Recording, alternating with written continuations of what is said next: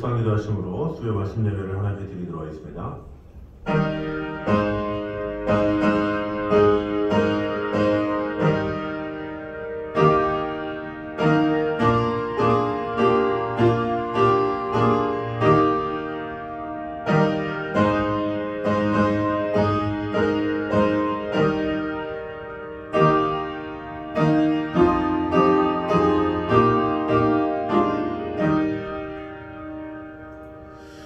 지혜 있는 자는 궁창의 빛과 같이 빛날 것이요 많은 사람을 옳은 대로 돌아오게 한 자는 별과 같이 영원토록 빛나리라.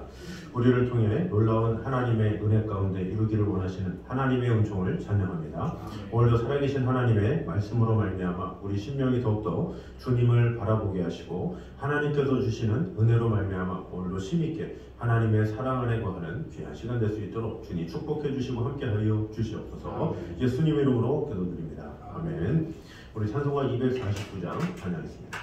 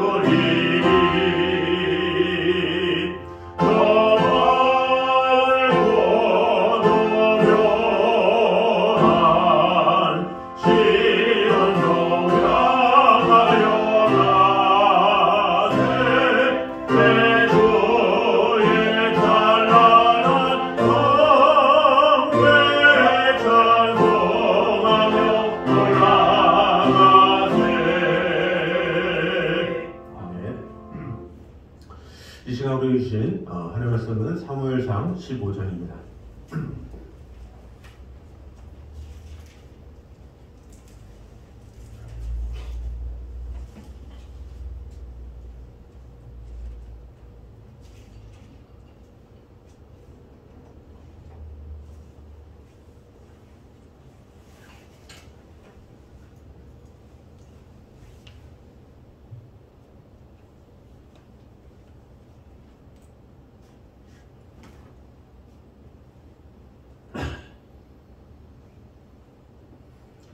사무엘상 15장 10절에서 12절까지 말씀입니다. 사무엘상 15장 10절에서 12절까지 말씀입니다. 교독하도록 하겠습니다. 여호와의 말씀이 사무엘에게 임하니라 이르시되 내가 사울을 왕으로 세운 것을 후회하노니 그가 돌이켜서 나를 따르지 아니하며 내 명령을 행하지 아니하였음이니라 하시니라. 사무엘이 근심하여 온 밤을 여호와께 부르짖니라. 다 같이 읽겠습니다. 사무엘이 사울을 만나려고 아침에 일찍이 일어났더니 어떤 사람이 사무엘에게 말하여 이르되 사울이 갈멜에 이르러 자기를 위하여 기념비를 세우고 발길을 돌려 길갈로 내려갔다 하는지라. 아멘. 자, 오늘 본문은 이스라엘의 초대 왕인 사울의 초기 통치와 실수에 대해서 계속해서 보도하고 있는 부분입니다. 여기서는 아말렉 진멸 명령과 사울의 불순종에 대해서 이제 보도하고 있던 15장 1절에서 9절에 이어서 이제 사울의 불순종에 대한 책망과 이 사울의 변명에 대해서 이제 보도를 하고 있습니다. 구체적으로 상술에 보면 먼저 10절과 11절은 여호와께서 사무엘에게 사울을 왕으로 삼으신 것을 후회한다고 하셨음을 이제 보도하고 있습니다. 그리고 12절에서 16절은 여호와의 명령에 불순종한 사울을 향한 사무엘의 책망 그리고 사울의 변명이 나와 있습니다.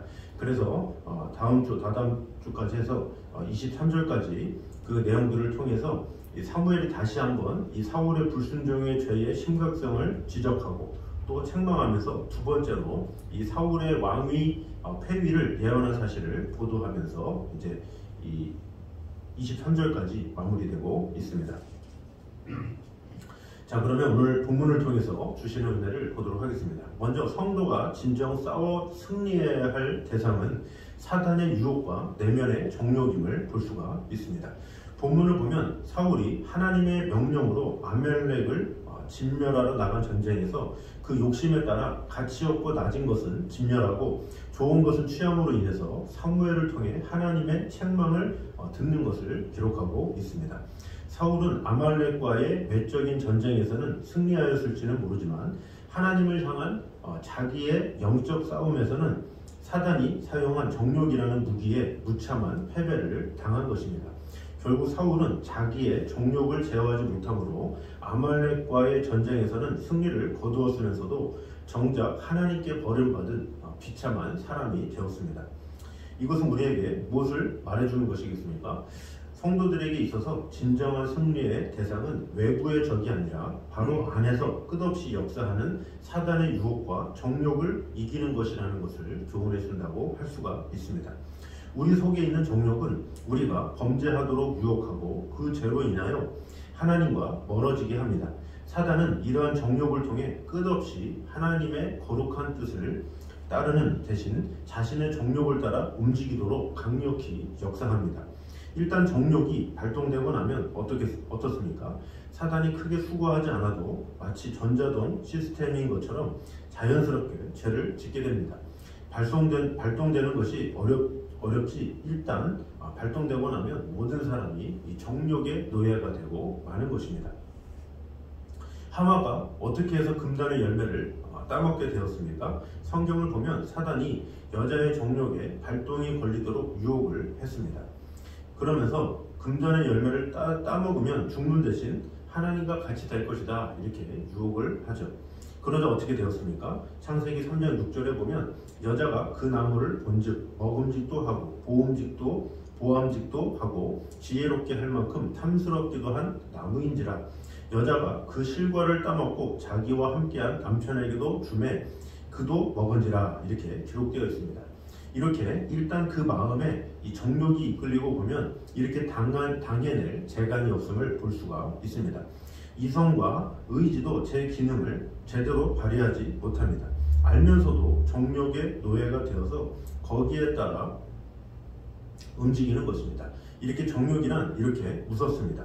이른 봄에 산 모퉁이에 마른 섭에 불이 붙으면 온 산을 다 태우고 나서야 꺼지듯이 정욕도 일단 거기에 끌리고 나면 완전히 자신을 망치고서야 그치는 법이죠.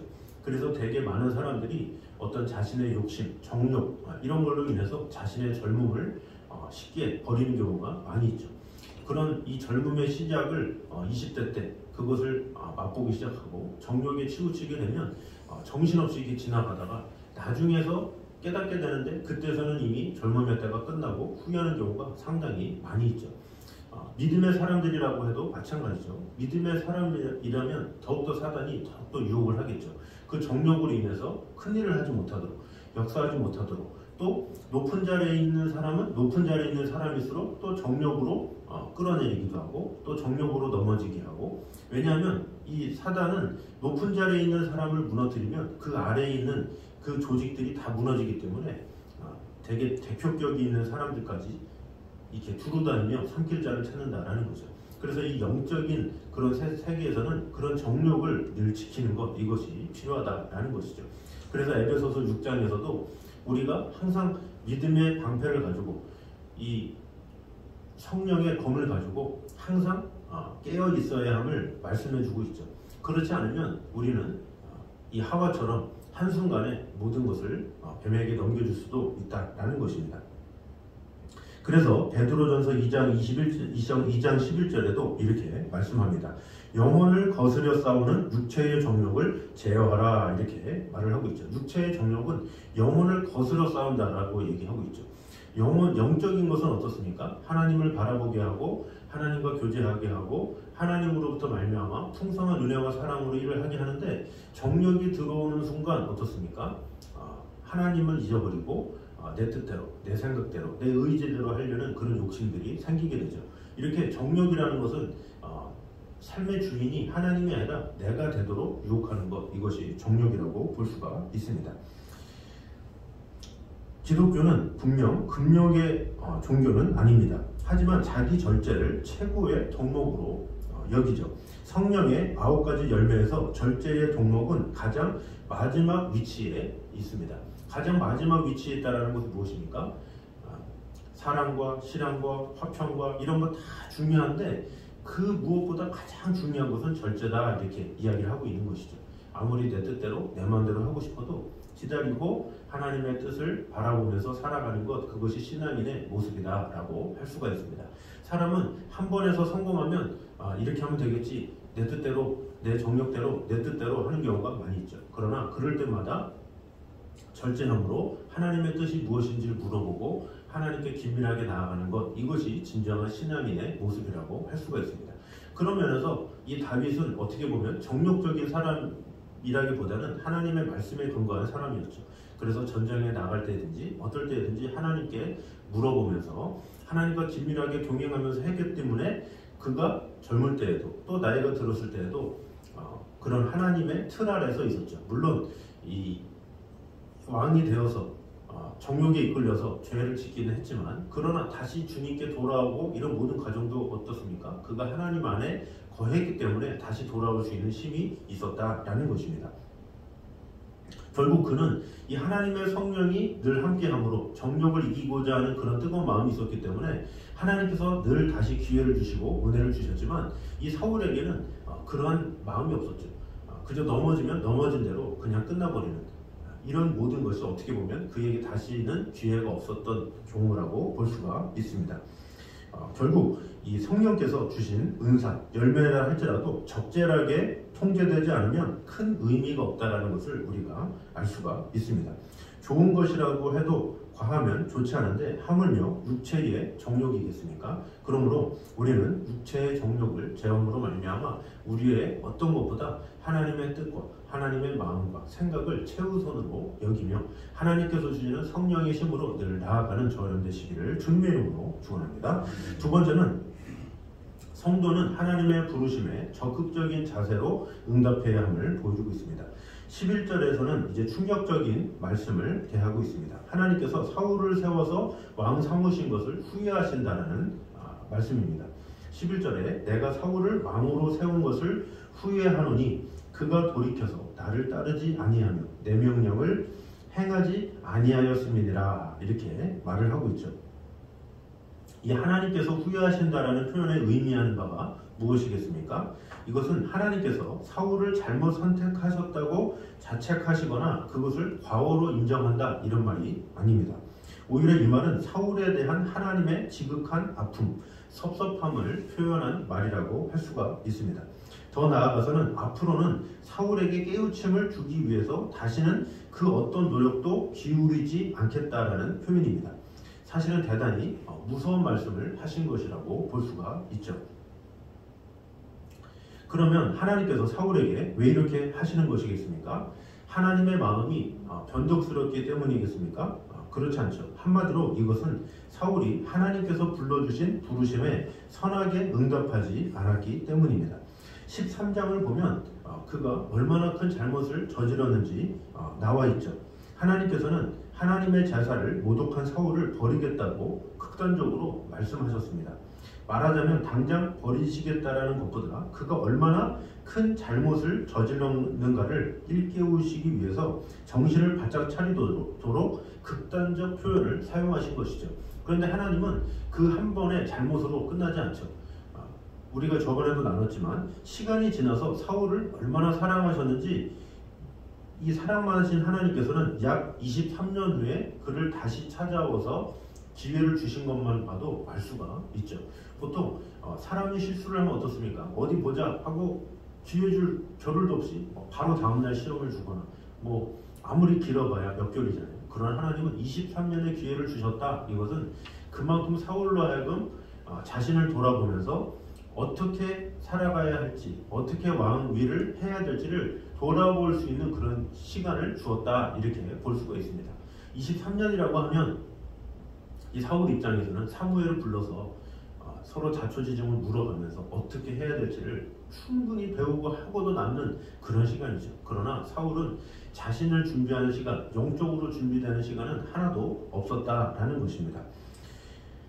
결국 이 사울은 정말 철저히 회개하고 뉘우치는 것을 하나님은 보기 원하셨지만 그는 그것에 대한 준비가 전혀 없었다라는 것입니다. 사실 다른 때는 몰라도 이때만큼은 하나님의 뜻에 철저히 순종함으로써 그 은혜에 응답해야 했죠. 그 하나님의 명령이 많았습니까? 1년마다 계속 됐던 것도 아니고 그것이 엄청나게 어려운 것도 아니고 전쟁이 한두 번 있는 것도 아니고 그렇다고 사울이 엄청난 겁쟁인데 어쩌다가 한번 이길 수 있는 전쟁도 아니고 사울이 마음만 먹으면 또 백성을 모아서 언제든지 이길 수 있는 게 전쟁인데 그 당시 보이는 재물에 혈안이 되어서 자기의 명예를 높이는 그것에 혈안이 되어서 하나님의 뜻을 거절했다. 이것은 분명한 문제가 있다라는 것을 볼 수가 있습니다. 결국 그는 하나님의 뜻을 정면으로 거슬렀습니다. 말하자면 자신은 하나님의 뜻에 복종하는 그런 왕이 될 수 없음을 행동으로 보여줬다고 볼 수가 있습니다. 바로 이와 같은 사실을 배경으로 하고 이러한 의미를 담고 있는 불순종이기 때문에 하나님께서도 더 이상 그를 깨우치기 위해서 어떤 노력도 하지 않겠다는 의미에서 후회를 천명하신 것이죠. 우리가 보통 사람에 대해서도 어떻습니까? 보통 군대나 이런 데 가면 상하관계 있잖아요. 한번 얘기해서 말을 안 들어요. 근데 그 위에 있는 상관이 되게 넓은 마음으로 기회를 주고 또 여러 번 얘기하고 좋게 얘기해도 이 변화가 없다면 어떻게 되겠습니까? 나중에는 그냥 내버려 두는 경우가 많죠. 넌 더 이상 안 되겠다 하면서 사실 그 말조차도 그냥 말 못하고 그냥 관계를 이렇게 서먹하게 끝내는 경우가 상당히 많이 있죠. 그런 거 보면 안타까운 경우가 많이 있죠. 위에 있는 사람은 되게 잘해주려고 좋은 일을 시키고 이렇게 하는 건데 그 아래 있는 사람은 그 마음을 모르고 취지를 모르고 그 뜻을 알지 못하고 말도 제대로 안 듣고 그러면 누구한테 손해겠습니까? 그 아래 있는 사람에게 손해겠죠. 이 하나님도 마찬가지예요. 우리에게 순종함을 이야기하는데 순종함으로 누가 좋겠습니까? 우리가 복되고 우리가 하나님의 축복을 얻고 우리가 은혜를 얻는데 우리가 그것을 계속해서 불순종하고 하나님의 뜻 가운데 거하지 못하면 하나님도 어떻게 할 수가 없는 그런 상황이라고 볼 수가 있습니다. 그래서 오늘 우리는 하나님의 부르심에 적극적으로 응답하는 일이 얼마나 중요한가 그것을 깨달아야 한다라는 것입니다. 하나님께서 우리를 부르심은 그렇게 가벼운 일이 아닙니다. 우리로 하여금 그 부르심에 기쁘게 응답하고 적극적으로 직분, 은사, 여건에 맞게 활동하기를 원하셨기 때문에 부르신 것이죠. 그것은 장중한 것이고 또 진지한 것이고 엄숙한 것입니다. 그런데 간혹 성도들 가운데서는 이 사울과 같이 직분만 차지하고 있을 뿐 하나님이 부르신 엄숙한 뜻에는 일체 관심이 없는 경우가 상당히 많이 있습니다. 그냥 자리만 채우면 그것이 충분하다고 생각하는 경우가 많이 있죠. 그러나 이 사울의 경우가 이렇게 했던 것처럼 이 사울도 어떻습니까? 하나님께서 후회하신다고 말씀하신 후에는 그 자리가 한동안 보고가 됐었죠.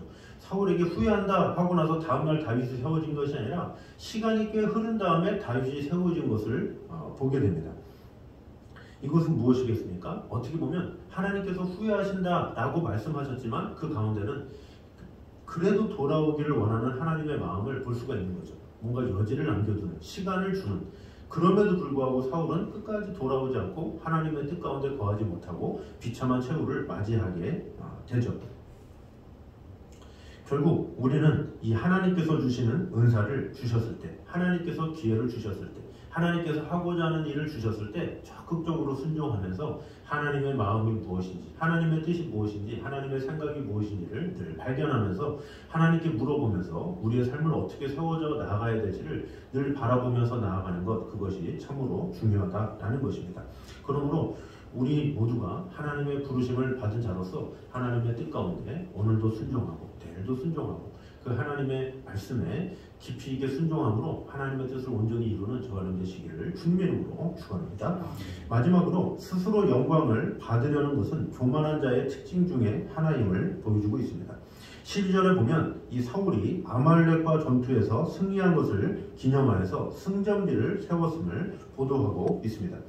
12절을 보면 사울을 만나려고 아침에 일찍 일어났더니 어떤 사람이 사무엘에게 말하여 이르되 사울이 갈멜에 이르러 자기를 위하여 기념비를 세우고 발길로 돌려 길갈로 내려갔다 하는지라 이렇게 기록하고 있습니다. 11절만 해도 내가 사울을 왕으로 세운 것을 후회하노니 그가 돌이켜서 나를 따르지 아니하며 내 명령을 행하지 아니하였음이니라. 이 말을 직접 들었는데 그 말을 들었으면 어떻게 되겠습니까? 비통해하면서 울면서 막 어떻게 했어야 되는데 오히려 이 사울은 어떻게 했습니까? 갈멜에 이르러서 자기를 위해서 기념비를 세웠다 이렇게 기록을 하고 있습니다. 사실 이 전쟁은 하나님께서 명령하신 것이죠. 그래서 이 승리의 영광은 마땅히 하나님께 돌려야 했습니다. 하지만 사울은 자기를 위하여 기념비를 세웠다 이렇게 기록하고 있습니다. 이것은 사울이 얼마나 교만했는지를 보여주고 있습니다. 그리고 우리는 이런 사실을 통해서 교만한 자는 스스로 영광을 받으려 하면서 또 하나님의 영광까지도 자기가 취하려 한다는 사실을 알 수가 있습니다. 이것은 다니엘서에 나오는 느부갓네살의 후손인 벨사살 왕을 보면 더 확연하게 알 수가 있습니다. 다니엘 5장 22, 23절에 보면 벨사살이여 왕은 그의 아들이 되어서 이것을 다 알고도 오히려 마음을 맞추지 아니하고 도리어 스스로 높여서 하늘의 주제를 거역하고 그 전 기명을 왕의 앞으로 가져다가 왕과 귀인들과 왕후들과 빈궁들이 다 그곳으로 술을 마시고 왕이 또 보지도 듣지도 알지도 못하는 금, 은, 동, 철과 목, 석으로 만든 신상들을 찬양하고 도리어 왕의 호흡을 주장하시고 왕의 모든 길을 작정하시는 하나님께는 영광을 돌리지 아니한지라 이렇게 기록을 하고 있습니다. 벨사살은 자기의 조상인 느부갓네살이 교만으로 인해서 들짐승과 같은 생활을 했음을 알고도 그의 모든 길을 작정하시는 하나님께 영광을 돌리지 않고 모든 영광을 스스로 받기를 좋아했던 것입니다. 이렇게 교만한 자는 영광을 쫓으며 그 영광으로 인해서 높아지기를 좋아합니다. 그러나 하나님께서는 이렇게 교만한 자들을 언제까지는 두고 보지 않으십니다. 반드시 교만을 낮추시고 하나님의 영광을 만천하에 드러내십니다. 본문이 그것을 보여주고 있습니다. 벨사살의 결말도 그것을 보여주고 있습니다. 더불어서 성경에 나타나는 모든 교만한 자들의 말로가 모두 그것을 보여주고 있습니다. 이사야 2장 17절에 그래서 이렇게 말씀합니다. 그날에 자고한 자는 굴복되며 교만한 자는 낮아지고 여호와께서 홀로 높임을 받으실 것이요, 이렇게 말씀하고 있고, 또 스가랴 10장 11절을 보면 내가 그들로 고해를 지나게 하며 바다 물결을 치리니 나일의 깊은 곳이 다 마르겠고 아수르의 교만이 낮아지겠고 애굽의 홀이 없어지리라, 이렇게 기록을 하고 있습니다.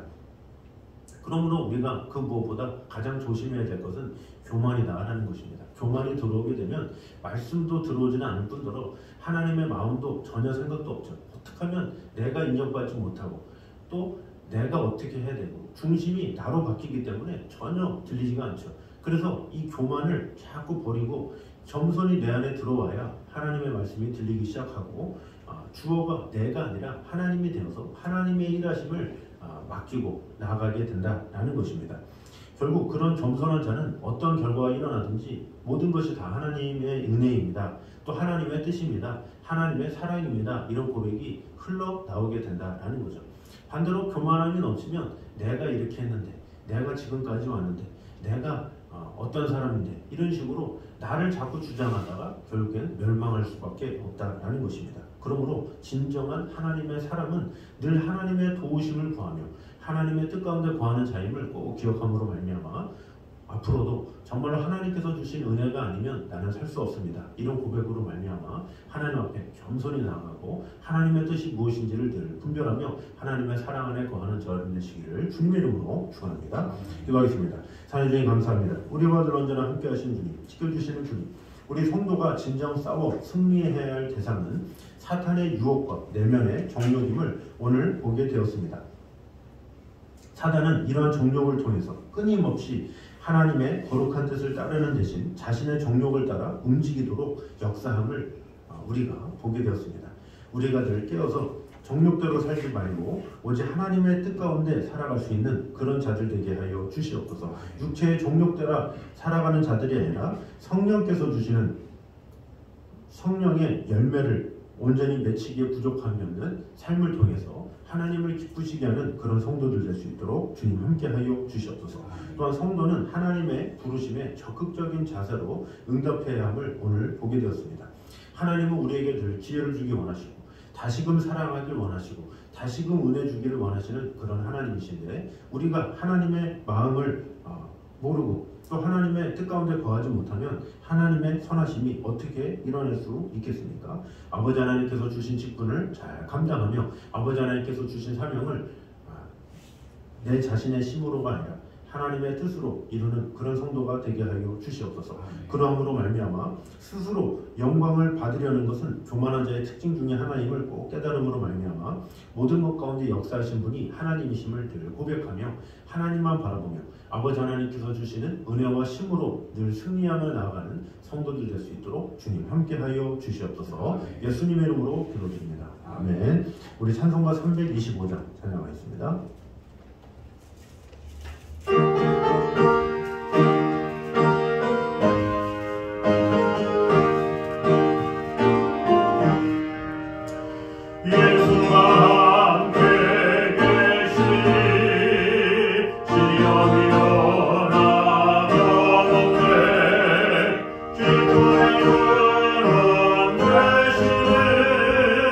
예수를 위해 사시다.